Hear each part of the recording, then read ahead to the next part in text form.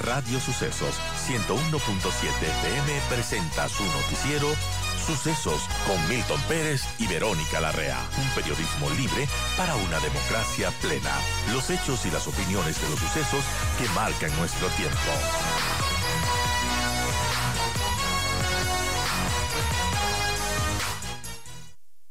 Bien, saludamos a Elisa Morán, ella es abogada especializada en derecho minero. Elisa, gracias por acompañarnos, buenos días.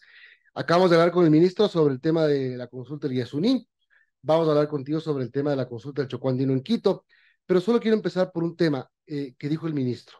Si se pierde la presencia del Estado en la zona del Yasuní, queda a merced de los madereros y también de la minería ilegal, porque él habla de una riqueza aurífera en el río Napo. Así es, Milton. Bueno, primero, buenos días y muchas gracias por la invitación. Creo que son temas importantísimos, sobre todo que la gente tiene que tener información correcta para tener un voto razonado e informado. Y en este sentido, efectivamente, el momento que se prohíbe una extracción y obviamente el control del Estado y la regulación del Estado sobre un territorio, en este caso, efectivamente la minería ilegal en el río Napo, que ya vemos además en Napo cómo está proliferando, pues entonces sería devastadora. Los ilegales lastimosamente siguen en aumento, además esto generando estos impactos sociales y ambientales gravísimos que son irreversibles en muchos casos. Ahora, bueno, en todo caso, ya hemos hablado del Yasuní, hablemos del Chocó Andino y vemos encuestas eh, y parece que el sí va bastante por encima del no en esta consulta. Sí, en el caso del Chocó Andino yo veo que hay poca información. ¿Eso se debe a eso? Sí, efectivamente, Milton. Sí, es lamentable. El señor ministro en algún momento dijo que ellos no iban a hacer campaña. Yo creo que no es un tema de campaña, es un tema de informar. Le corresponde al gobierno informar adecuadamente cómo y qué se debe hacer y cómo se está debidamente normado, estructurado lo que es la ejecución de actividades mineras, porque ellos son los administradores y quienes gestionan los recursos naturales.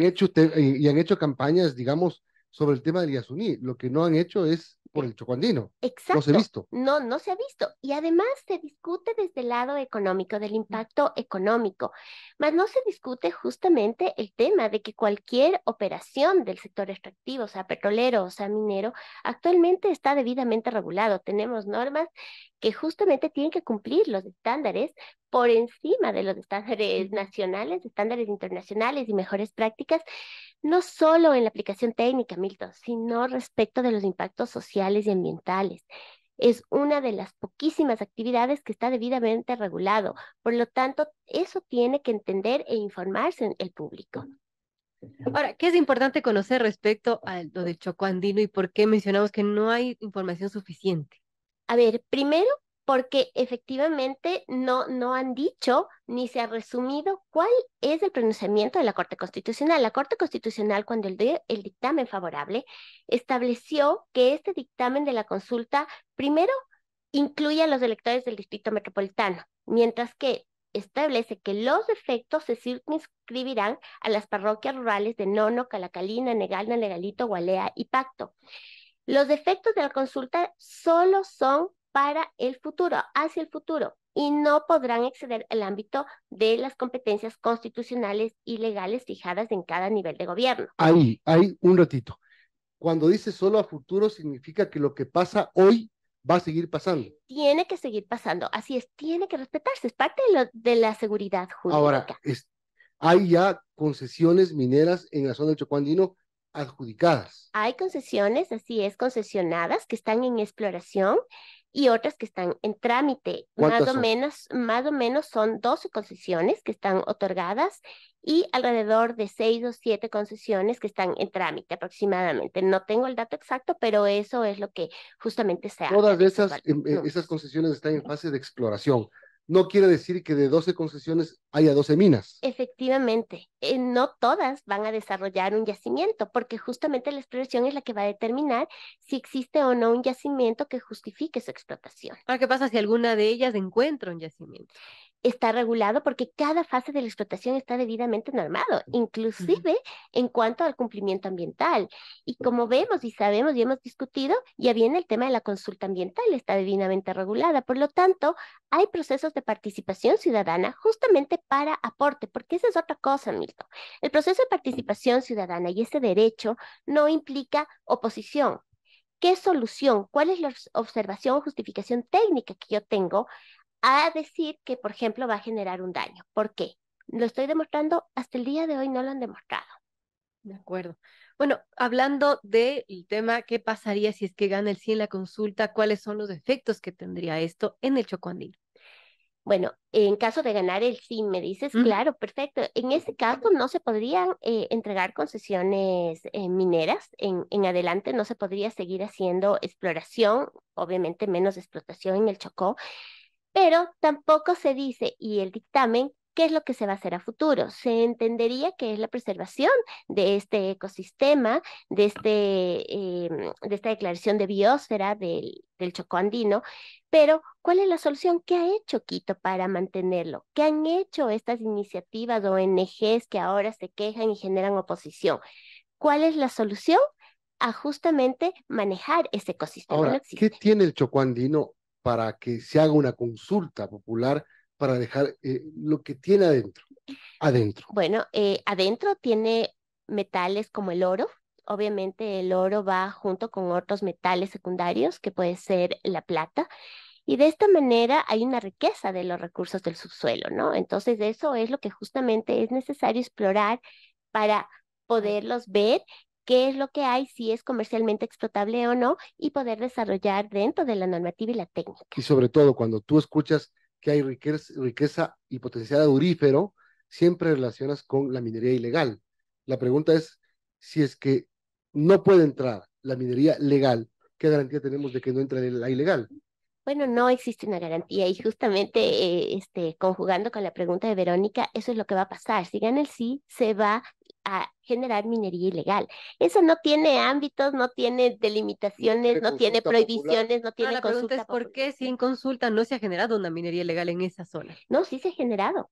Existe minería ilegal, Existe. existe. Lo que pasa es que simplemente estamos informados respecto de esta minería como Buenos Aires, que es muy, muy grande, pero no estamos informados de que también existe minería ilegal en esta zona. De hecho, ya hace más o menos 4 años subieron mineros del sur Wow. hacia Pacto a generar minería ilegal. Entonces, el Estado muchas veces, como siempre lo he dicho, necesita fortalecimiento porque no se abastece para generar operativos necesarios que frenen desde sus inicios, porque empieza con poca minería ilegal y después se genera ya problemas mucho más grandes como los de Buenos Aires o Napo. Ahora, ¿cuáles son los riesgos de la minería legal? ¿Cuál es el riesgo de que haya explotación minera en el Chocó andino? ¿Realmente se va a afectar a toda la reserva que tiene esta zona? Yo diría que todas las actividades generan impacto, Milton, inclusive las turísticas de las que hablan, porque para crear un hotel, por ejemplo, con ecoturismo, tienen que talar árboles. En la minería también genera impacto, pero están debidamente regulados, justamente para que haya una coexistencia entre esta biodiversidad que existe y cómo desarrollar. Entonces, si nosotros tenemos un territorio amplio para hacer exploración, el momento en que se encuentra un yacimiento simplemente se circunscribe a un menor espacio. Y este menor espacio tiene que tener todos estos cuidados justamente de la biodiversidad que está a su alrededor. Por eso las líneas bases que contienen los estudios de impacto ambiental establece cuáles son los niveles de sensibilidad y cuáles son las acciones de prevención y justamente de manejo ante los impactos de esta actividad minera. Son las 8:56, estamos conversando con Elisa Morán, abogada especializada en temas de derecho minero. Y todas las empresas que buscan hacer explotación en el Chocó andino tienen la técnica que garantice el menor impacto posible. Sí, la tienen porque justamente por eso se les califica desde el lado de su el momento que se les otorga desde el lado de su experiencia. Y de esta manera, y además no solo su experiencia, sino que su capacidad económica, porque como todos sabemos, la aplicación de los estándares requiere también una inversión bastante alta. Entonces, esa adjudicación tiene y debe cumplir un presupuesto justamente en función de la aplicación de mejores prácticas. Yo siempre comparo, para poner un hecho que pasó hace algunos años, poco más allá, en la zona de Mindo, que fue la construcción del oleoducto de crudos pesados. Eh, Se dijo que iba a pasar de todo y que esa reserva iba a morir. ¿Qué ha pasado? Pusieron un oleoducto. Así es, como vemos, se ha respetado esos límites, existe un manejo adecuado, existe una supervisión adecuada. ¿Y qué ha pasado? Ha coexistido una población y las actividades de una población con ese oleoducto, efectivamente, Milton. Y lo mismo podemos decir ahora de otros proyectos que se han desarrollado, como el caso de Fruta del Norte. ¿Qué tenemos? Tenemos un crecimiento de las comunidades de alrededor. Vemos que la provincia de Zamora Chinchipe tiene un alto impacto positivo en el desarrollo y en la reducción de su pobreza. Más aún las comunidades de Yanzasa, los encuentros, todos los que están alrededor. Entonces, como tú dices, estamos tratando de ver lo malo de una actividad cuando efectivamente el desarrollo y la protección de un ecosistema no es incompatible con el desarrollo y el desarrollo de los recursos naturales y la producción de recursos Aquí hay naturales. una pregunta que hace Inti Arcos, que es uno de los defensores de la consulta del Chocuandino. Somos iguales que las Galápagos, tenemos especies endémicas. ¿Por qué otorgaron concesiones a las mineras? ¿Por qué no nos cuidan como a las islas? Bueno, aquí las actividades de mineras son parte de los sectores estratégicos del Estado, que son de administración y gestión del Estado. Y sí se los cuida, pero justamente por eso está regulada desde la exploración y cada una de estas actividades. Entonces, aquí hay una suerte de normativa, de coexistencia, de llevar a que cada actividad tenga que estar debidamente regulado. Eso no quiere decir que no esté cuidado. En las Islas Galápagos también tenemos turismo y el turismo debe cumplir. El ingreso de personas está limitada justamente en ese cuidado. Lo mismo se puede hacer también en estas áreas de alta sensibilidad y eso las empresas saben. Ellos saben exactamente cuáles son sus áreas, las estudian sus áreas para poder determinar una viabilidad de un proyecto en el momento en que se encuentre, digamos, un yacimiento comercialmente explotable. Hay conciencia de eso desde el Estado en la normativa y desde las empresas que van a desarrollar estos proyectos. Bien importante tener esta información para justamente ir el 20 de agosto informados, Milton. Hay 120.000 hectáreas más o menos en el Chocuandino, de las cuales las concesiones que se han otorgado es a 10.000 hectáreas, no llegan ni a 11.000. No llegan Esa es la relación que hay en este momento. Pero de las 120.000, ¿podrían ejercer las 120.000 ¿no? de concesión? No. No, no totalmente en este momento, porque, a ver, las 120.000 están concesionadas. Por lo tanto, los efectos son hacia el futuro. Las 10.000 están concesionadas. Las 10.000 están concesionadas. Por lo tanto, hacia el futuro, ellos pueden continuar haciendo sus procesos de exploración. Y si encuentran, obviamente, un yacimiento comercialmente explotable, como lo digo, pues pueden ir hacia la explotación. Eso es clarísimo el dictamen de la Corte. En el resto del Chocó Andino, que son 286.000 y pico, exacto, hectáreas, ya hacia el futuro no se podría otorgar concesiones mineras. Pero lastimosamente, y esta es la pregunta de Inti Arcos, ¿qué van a hacer el momento que se desarrolle la minería ilegal? La minería ilegal no se para, como lo digo, no existen prohibiciones. A ellos no les importa si hay consulta o no.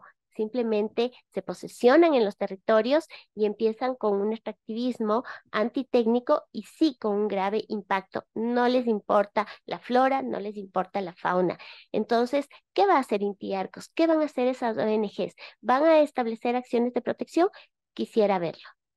Vamos a ver qué pasa. Entonces, del 20 de agosto estamos a un mes exactamente de que vayamos los quiteños por esta consulta popular. Gracias, Elisa. Gracias a ti, Milton, y un llamado a la población a informarse. Un voto razonado, un voto educado es muy importante. Estamos jugándonos intereses importantísimos dentro de la economía de nuestro país. Así que les invito a votar por el no en esta consulta.